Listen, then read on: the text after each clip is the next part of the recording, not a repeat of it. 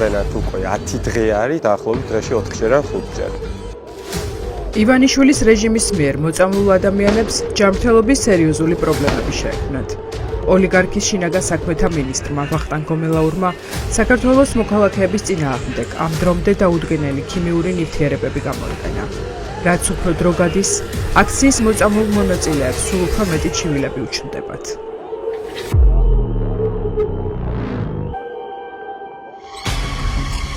ძლიერი სისხლდენა ცხვირიდან, ძილიანობა, თავის ტკივილი და ქრონიკული დაღლილობა ახალგაზრდებისთვის დაუძლებელ პრობლემად იქცა.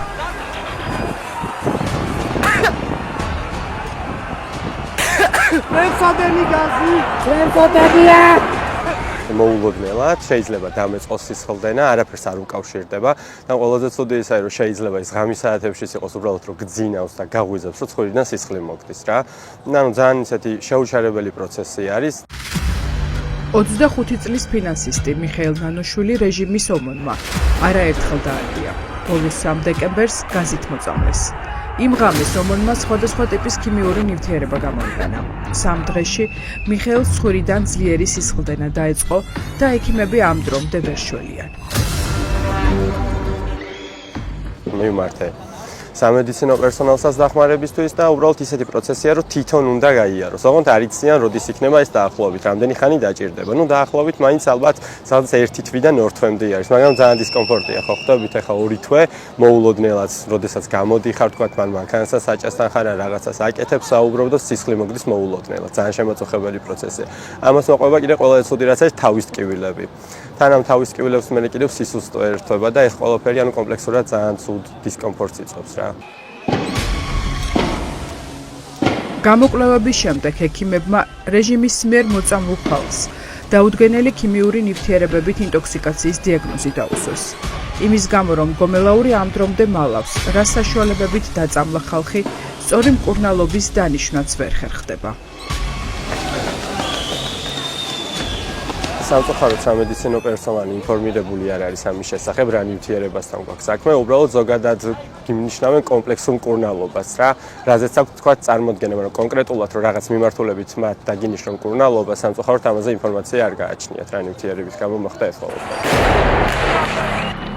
10 დღე ყოველღამე ივანიშვილის რეჟიმი ხალხის წინააღმდეგ ქიმიურ საშუალებებს იყენებდა. ამ სისასტიკემ ახალგაზრდების ცხოვრებაზე მძიმე კვალი დატოვა. ჩვენ ვისუნთქეთ სხვადასხვა ნივთიერებები და სამწუხაროდ არ ვიცით რომელი ნივთიერებები ვისუნთქეთ რა. იმიტომ რომ ყველა დღეს სხვადასხვა სიმპტომი ჰქონდა. მაგალითად თუ პირველ დღეს ძლიერი ხველა ჰქონდა, მაგალითად მეორე დღეს ძალიან ძლიერი ჰქონდა აი სუნთქვის უკმარისობა. მაგალითად მესამე დღეს ძალიან ძლიერი თვალების წვა ჰქონდა. მაგრამ იყო დღეები, როცა ეს ყველაფერი კომპლექსური იყო და ყველაფერი ერთად ჰქონდა რა. იმიტომ რომ იყვნენ იქ ჩემი მეგობრები, რომელთაც მაგალითად სუნთქვის ისეთი პრობლემები შეექმნათ, რომ სამედიცინო პერსონალის დახმარება ადგილზევე დაჭირდათ. და ამის საშუალებას თვითონ დარბევის დროსაც არ გაძლევდნენ, რომ ის დაზარალებული პაციენტი ადამიანი ხო უბრალოდ სასწრაფო დახმარებები მიგეყვანა რა.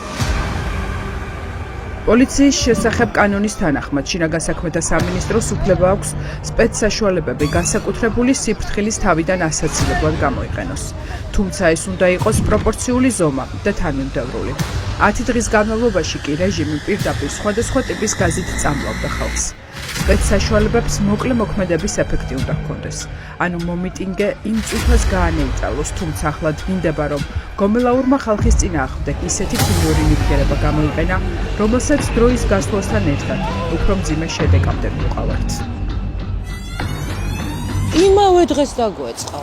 და გრძელდება დღემდე ეს იყო. დღემდე აი სპაზმური ხვალა თუ დამეწყო, უკვე გულისრევით მთავრდება ეს ხვალა. მართლა. უბრალოდ ხარ მინდა რომ ჩაიწერონ და რაღაცა, თორე აი ღრძილებიდანაც სისხლისდენა. ეს უკვე ეკონომისტი სოფო გამცემლიძეა. ორივე შვილთან ერთად რუსთაველზე აქციების ეპიცენტრში დგას 28 ნოემბრიდან. სოფოსთან ერთად დაუდგენელი ქიმიური ნივთიერების შესუნთქვის შემდეგ მის ორივე ვაჟსაც ანალოგიური სიმპტომები დაეწყო. დღეს სოფო ორთაჭალის პოლიკლინიკაში გამოკვლევებზე მივიდა. ექიმმა უთხრა, რომ მძიმე ინტოქსიკაცია აქვს. გაზისგან მოწამვლისგან შეიძლება იყოს ეს შეშუპება.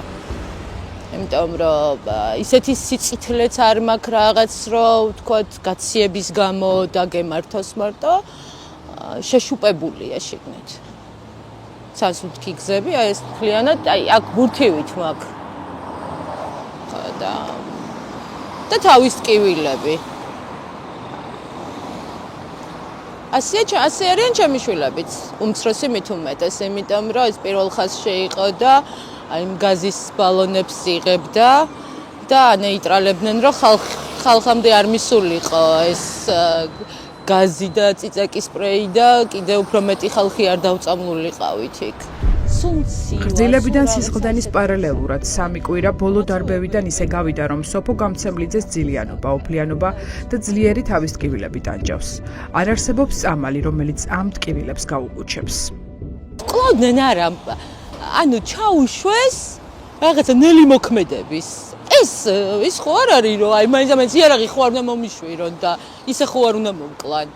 თუ მომწამლავენ ნელ-ნელა, სიკვდილის ტოლფასია, იმიტომ რომ კუნალობა დაგჭირდება, მოკლა არის ეს. ოღონდ ნელა კლავენ, ისე რომ აი ნუ არ უსისხლოდ სიკვდილი არის ეს. თორე აუცილებელი არ არის რომ ვიღაცა მესროლოს, მესროლოს, მცემოს ეს შანს ეგრევე. მაგრამ აი ეს გაზი შიგნით რა იყო? ეს იმას ნიშნავს, რომ უსისხლოდ კლავენ.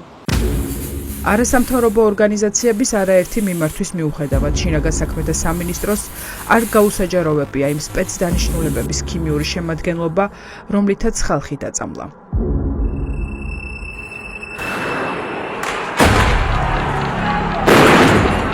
მოწამლულ მომიტინგეებს ეჭვიაქვთ, რომ სამინისტრომ მათ შორის აკრძალული ნივთიერებაც გაუშვა რუსთაველის გამზირზე და ამის გამო მალავენ მათ შემადგენლობას. ის მერე დადგება შედეგი, რა შეიძლება დღესაც არ დადგეს ხვალ და ერთი თვის და ერთი წლის მერეც არ დადგეს რა, მაგრამ აუცილებლად დადგება შედეგი. იქ ორგანიზმში რა შემოგვაფრქვიეს არ ვიცით. გინდა იმ წყალს შირას უშვებოდნენ, იმიტომ რომ აი სახლში რომ მოდიოდა ბავშვი დაწითლებული იყო, ხვდიდით, იმიტომ რომ ეწყოდა მთელი სხეული. ჩვენ ხო არ ვიცით ეს რას იწვევს, შეიძლება კანის კიბო გამოიწვია, ხო არ ვიცით რა შედეგი, უარესია. იქ აი რომ მესურიან სადღაც დავიმალები, მაგრამ იქ რას უშვებენ და რა არის ეს კიდე სხვა თემა არის. ანუ კლავდნენ არა, მოკლეს. იმიტომ ეს სწორი გამოთქმა ეს არის, რომ მოკლეს. უბრალოდ დღეს არა, ხვალ მოკლეს. ხვალისთვის ხვალ და ისე გამოვლენ, რომ ისინი არაფერ შუაში არიან, უბრალოდ ნუ რაღაცა დაავადება.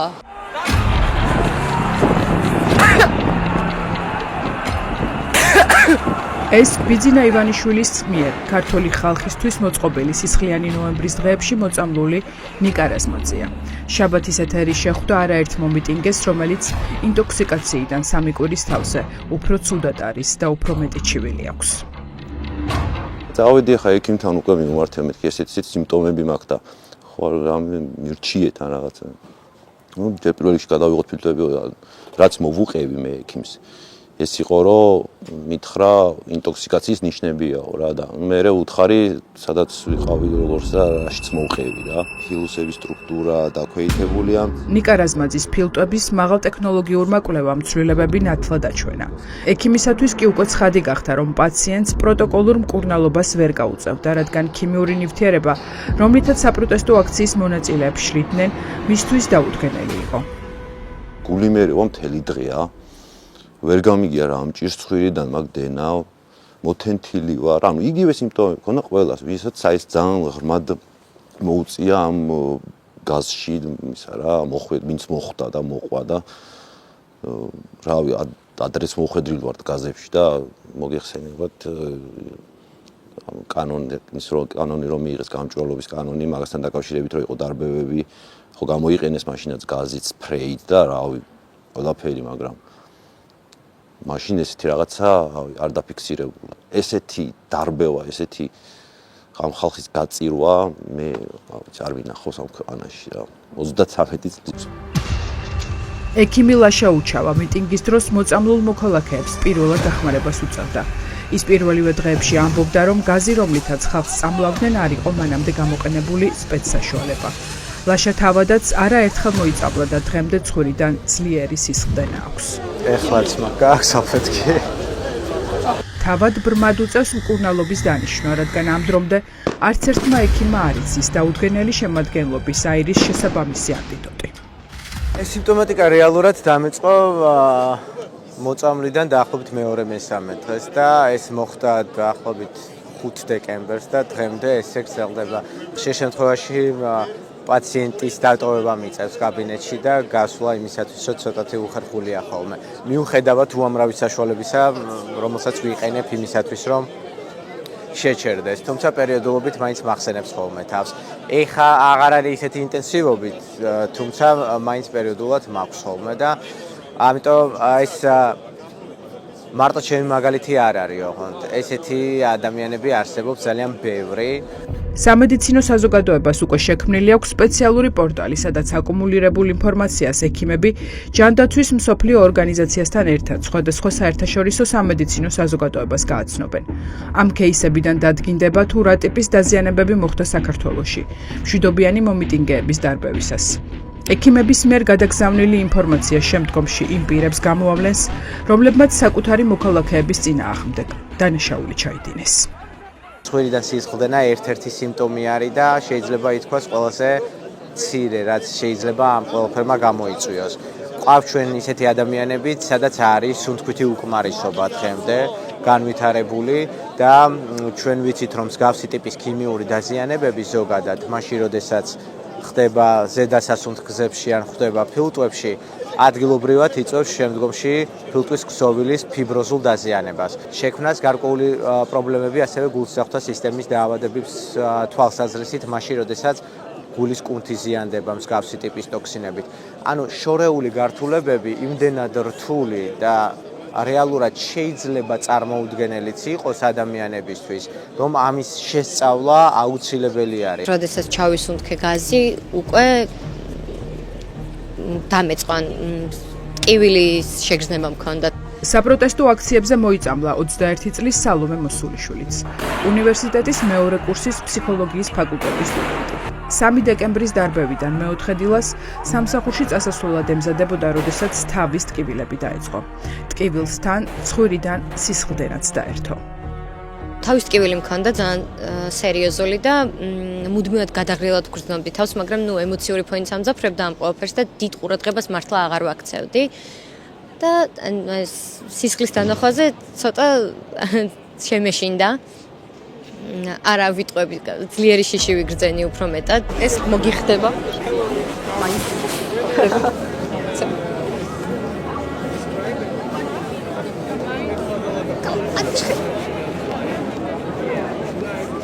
პატრიოტი მადლობა. ძლიერი სისხლდენა ცხვირიდან დარბევიდან რამდენიმე დღეში დაეწყო ლიზი უბილავასაც, აფხაზეთის ომის ვეტერანის შვილს, რომელსაც უსახსრობის გამო უნივერსიტეტში აკადემიური აქვს აღებული. ექიმთან კონსულტაციის ფული არ ჰქონდა და არც დრო. სადღეღამისო სამსახურიდან ჯერ აქციაზე მოდის და მერე სახლში. მეგობრების დაწერილი პოსტებიდან გაიგო, რომ ისიც მათ მსგავსად აქციაზე გაშვებული გაზით იყო მოწამლული. ფიზიკურად იმდენად დავსუსტდი და რაღაცა, ეხლაც მაგალითად გუშინ მქონდა ისეთი შემთხვევა, რომ ცხვირიდან სისხლდენა, სადღაც 5 წუთი ვერ შევაჩერე. აღმოვაჩინეთ, რომ სამგოგოს ერთდროულად მოგდის ცხვირიდან სისხლი და ეგ იყო, რომ მაშინ გავაანალიზეთ, რომ ეს უბრალოდ ცხვირიდან სისხლდენა არ იყო და მე მეგობრებს რომ მოვიკითხეთ, ჩვენ ბიჭებს ვქონდათ კიდე, რომ რო საუბრობდნენ, უცბად ისეთი პანიკური ხველა უტყდებოდათ ხოლმე, რომ რა გჭირს, ხო კარგად ხარ, რაღაც ასთმური შეტევას მოგაგონებდა რა. ხო და ცხვირიდან სისხლდენა მქონდა დაახლოებით 2 კვირის განმავლობაში. პირველად რომ ქაშვეთში თის ეზოში რო ცრალმსადენი შემოაგდეს, მაგ პერიოდიდან. 9 აპრილის შემდეგ ივანიშვილის რეჟიმმა საკუთარი ხალხის მოსაწამლად ყველაზე მეტი ქიმიური საშუალებები გამოიყენა. რორუსმა ოლიგარქმა 35 წლის შემდეგ როდიონოვის მეთოდები გააცოცხლა. მამათა და შვილთა დაპირისპირება ლიტერატურულად ხო გავიარეთ და ეხა უკვე პირდაპირ ცხოვრებაში ვხედავთ რა, ის რომ ჩვენ ხელაშვილები ყავთ და ვერ იაზრებენ იმას, თუ რამდენად მნიშვნელოვანია თუნდაც ის, რომ ჩვენ ევროპის სხვადასხვა ქვეყნებში განათლება მივიღოთ. ისევ მოგზაურობდით თუნდაც როგორც ისინი. მაგრამ აიცის აწავლენ მაგასაც ვნახავთ, ხო? სანქციები მოადგათ კარზე და საკუთარი შვილების თაობას რა პასუხს გასცემენ, მომავალში ჩემი მთავარი კითხვა ეგ არის. მომცაღებინების შეგრძნება. ცოტა ხანი ვიკავე თავი და შემდეგ ნუ ვეღარ შევიკავე თავი და სისხლიანი ამომიდა პირიდან მე ცხვირიდან წამომივიდა სისხლი და მთელი 4 დღე მე ხოვდა თავბრუ. მოწამლულია საბავშვო ბაღის აღმზრდელი ეკატერინე მაისურაძეც. ქალს 1 კვირის განმავლობაში პირღებინება ჰქონდა. თუ ვინმეს ვიკითხე მე შინაურ წრეში ექიმებთან ყველა მითხრა რომ ეს ძალიან ამოუცნობი რაღაც ყოფილა და აი ესეთი რაღაცასთან შეხება არავის არ ქონია მსგავსი ტიპის ქიმიასთან. რაც გამოიყენეს მოქალაქეების წინააღმდეგ დარბებების დროს კი და მათ შორის ყველაზე ცუდი რაც იყო ეს იყო წყალი რომელშიც ციცაკის სპრეი ჰქონდა გარეთ. წყალის წვეთები მომხდა და აი ამ წვეთების დროსაც აი გავიგუდეთ რამის იმიტომ რომ ჰაერში რომ მოდის რაც უნდა ცოტა მოშორებით იდგე ეს არის აი არ ვიცი ასე მგონია რომ კვდები იმ მომენტში ფაქტურად სასიკვდილოდ გვიმეტებდნენ აი ამაზე მეც ვერ ვახელ სამწერო ნერვი რომ დამიზიან და მაგის გამო გახელითაც ვერ ვახელ თვალს ეს სიკვდილ სასწაულით გადარჩენილი 21 წლის ალექსი თირქიას პირველი ინტერვიუა. მარცხენა თვალით ალექსი ჯერ ვერ ხედავს. წარბთან თავის ქალაზე მოხვედრილმა ბლაბმა საგანმა მას თავის ქალის ძვლები ჩაუმტრია. 16 დღიანი რეაბილიტაციის შემდეგ მან სამედიცინო დაწესებულება თავზე 29 ნაკერით დატოვა. თუმცა მძიმე დაზიანებების გამო სრულფასოვან ცხოვრებას კიდევ 3 თვე ვერ დაუბრუნდება. 6 დღიანი კომის შემდეგ მედიკოსები ოჯახს მისი გადარჩენის 1%-იან შანსსაც კი არ აძლევდნენ. ხელოვნურ კომაში ვყავდით 1 კვირის განმავლობაში. ინფექციის რისკი იყო, ტვინით შეშუპებული მქონდა და გადაწყვიტეს ქირურგებმა, რომ დავეძინებინით და ხელოვნურ კომაში ყოფილიყავი. ტვინის შეშუპებისა და თავის არეში 2 უმძიმესი ოპერაციის შემდეგ ალექსი თირქიას კომიდან გამოსვლას მთელი საქართველო ელოდა. მძიმე დაზიანება 21 წლის ახალგაზრდამ 3 დეკემბრის დილას 3 საათსა და 28 წუთზე მიიღო. ალექსი საპროტესტო აქციაზე მეგობართან ერთად 2 საათის მისული იყო. თეატრალური უნივერსიტეტის სიახლოვეს იდგა, როდესაც მეთოფეები სპეცრაზმის კორდონიდან გამოდიან და მხუთავი აირის კაფსულების გასროლას იწყებენ. პირველად გაზის კაფსულა ალექსის მეგობარ მარიამს ხვდება. აი ფეხსაცმელზე მოხვდა რა თურმე როგორც მე მითხრა. როგორ იდგა? ერთად ვიდექით ხო? აი მაგის მოხვედრის მერე უკვე თამერე ხო ყვამს უშვებს და რაღაცა და აი მან დავკარგეთ ერთმანეთი. ვეღარ ვიპოვეთ მერე ერთმანეთი და რა ვიცი, ამდენი გასროლების მერე უკვე მეც გადავყავართ და თავის ქალა 21 წლის ახალგაზრდა მამაკაც სავარაუდოდ მეთოფეების მხრიდან ნასროლმა გაზის კაფსულამ ჩაუტეხა. ახალგაზრდა მამაკაცი ადგილზევე ეცემა. სასწრაფომდე, რომელიც ოპერასთან იდგა, ის მოქალაქეებს მიჰყავს. ალექს დეტალების გახსენება უჭირს. ახლა მხოლოდ სატელევიზიო ეთერებიდან ცდილობს რუსთაველის გამზირზე მომხდარის აღდგენას. ხსენებით ვერ ვიხსენებ ვერანაირად. დღემდე ვცდილობ რომ გავიხსენო, მაგრამ არ გამომდის. ამათი მართლობა არის აუტანელი, არ მომწონს არანაირად. 12 წელია. არანაირი შედეგი არ აქვს ამას მართლობას და მაგიტო ვიდექი აქციაზე რომ გამომიხატა ჩემი აზრი. მეტი არაფერი არ იყო.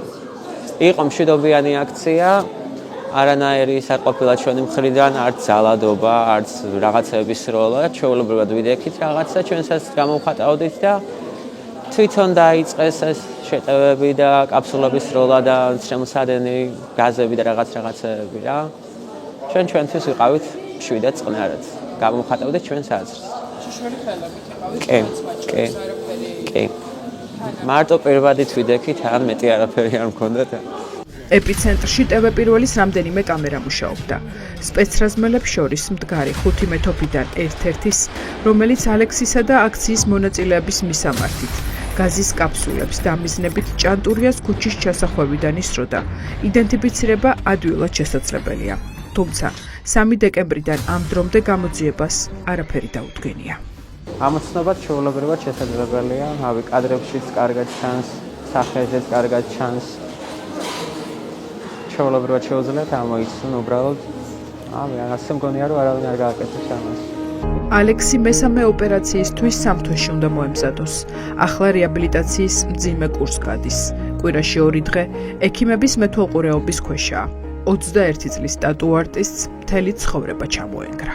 ორგან მუშაობდი, თან რესტორანში მუშაობდი, თან ტატუებს ვაკეთებდი, თან პერსინგებს ვაკეთებდი, თან სახლშიც მუშაობდი, სახლშიც მომყავდა კლიენტები და რა ვიცი, დატვირთული გრაფიკი მქონდა კი. ერთ სამსახურს მომრჩებოდი, მეორე დღეს დასვენების ღერო მქონდა, სახლში მუშაობდი უკვე, ხან ტატუს ხატავდი, ხან რაღაცა. ეხლა ვინ უნდა გარჩინოთ? ეხლა რა ვიცი, ვინ უნდა მარჩინოს. ეს იდარიგით, რა ვიცი, სახელმწიფომ უნდა ანაზღაუროს ყველაფერი, რაც გამიკეთა. მეგობრების გვერდით საპროტესტო აქციის დაწყებიდან ერთი თვის თავზე დგას რიგის უნივერსიტეტის სტუდენტი ივიკო კუზანოვიც. 21 წლის ბიჭმა მუხლის დაზიანება პარლამენტთან მაშინ მიიღო, როდესაც წყლის ჭავლის მანქანიდან წყლისა და წიწაკის სპრეის გამოფრქვევა დაიწყეს. დასწორებული იყო პარლამენტის სივრცე, რომელმაც ვიყავი. აი ხო ის ზემოთ პარლამენტის მარში მასაკვები რო არის. ჭიჭინაძის ქუჩა, დიახ. პოლიციების ერთად არიან. დიახ. მე პარლამენტის აი ამ ნაწილზე, მარჯვენა ნაწილზე ამძრალი ვიყავი ცოტათი. და იქ რომ მოსვლებული იყო ჭავლის მოსხლა დაიწყეს, ჩამოვარდი.